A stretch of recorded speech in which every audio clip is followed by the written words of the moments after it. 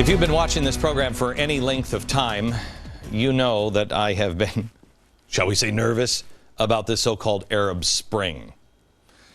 I believe people want to be free, and they want liberty.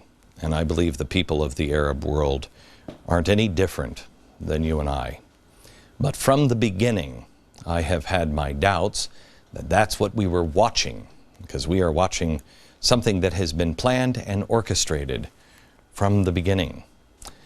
From the beginning, we have seen the seeds being sown of a deeper hatred for Jews. It began to sprout, or we started to notice it really, when al-Qaradawi, the spiritual leader of the Muslim Brotherhood, spoke to 2 million Egyptians about wanting to kill the Jews himself.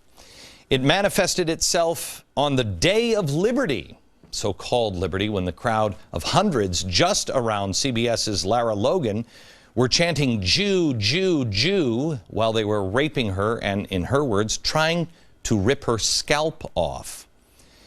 The ugly harvest of anti-Semitism has been bountiful. Yesterday, I showed you a clip from a children's show from Hamas. I want you to watch this, because we found more. I want you to watch this. This is what is being shown to children in the Arab world. Watch. عشان هيك حبايبنا الأطفال الصهاينة المجرمين كل يوم بيخططوا بيفكروا بهدم المسجد الأقصى بالتأكيد. بتعرفوا ليش؟ عشان يبنوا بدله الهيكل المزعوم. قد نزل عقاب الله عليهم، وكان هذا هو العقاب الذي يستحقونه. وهكذا مسخ الله أولئك العصاة إلى قردة. يجب أن يتربى الولد على حب الجهاد والرغبة في الاستشهاد في سبيل الله، فشجرة الإسلام لا تروى بالماء وإنما تروى بالدماء. محمود چرا هیچ چیزی نمیاره. برو من هوا تو دارم پشتتون. برو بس برو راست ببین کوچه بعدی خودش میری وسط برج.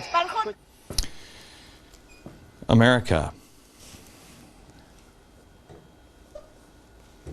how is there any Arab Spring? Why are you not seeing these images? In the next month, I told my staff today to scour for these images. I want to show you what no one else will show you. In the next month, I am going to show you good versus evil, and you decide.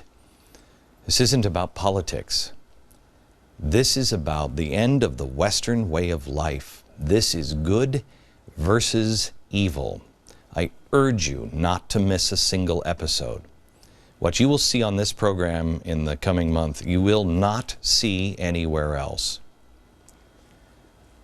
How does a child raised with a puppet show saying that, or a cartoon showing that God turned Jews into monkeys, what chance do those children have? Searing hatred is being ingrained in them from the very beginning, from the start. They have no chance to develop healthy, independent, let alone loving attitude towards their neighbors. If you raise your children on a diet of those kinds of images, they will cross a border with their mothers as children, and they will walk into gunfire so they can go to Allah and set the world on fire in the meantime.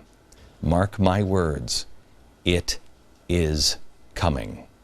The world must decide now before they see the images of what is going to be thrust upon Israel.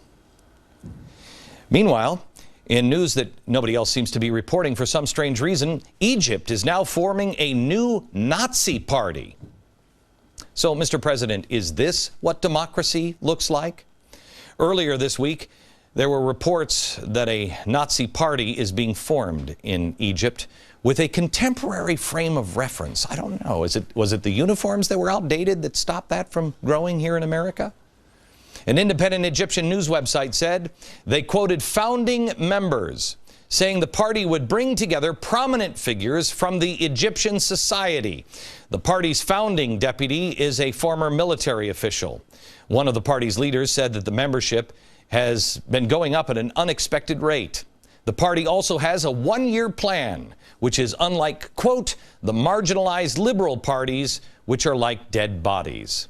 None of this should come as a big surprise.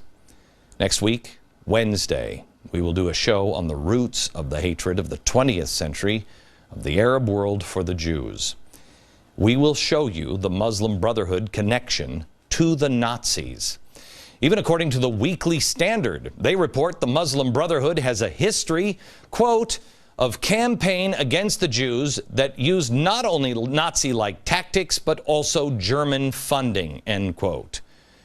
Now they're just making it official by calling it a Nazi party. Didn't we promise each other that we would never forget? And didn't we promise each other never again? How is the world ignoring what is being spoon-fed to children in the Arab world?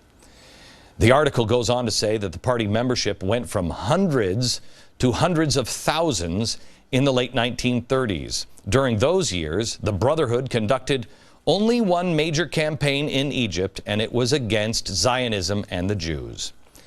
Mr. President, was there no one in your administration that knew about the connections of the Muslim Brotherhood to the Nazi Party? Is there no one in Washington that is watching the Arab world television as much as my staff is? Mr. President, you cheerlead the Arab Spring. Now that you know that there is a developing Nazi party and you've seen the cartoons yourself, will you still cheerlead? And if you didn't know, well, may I recommend Bill Kristol's Weekly Standard for the basic facts.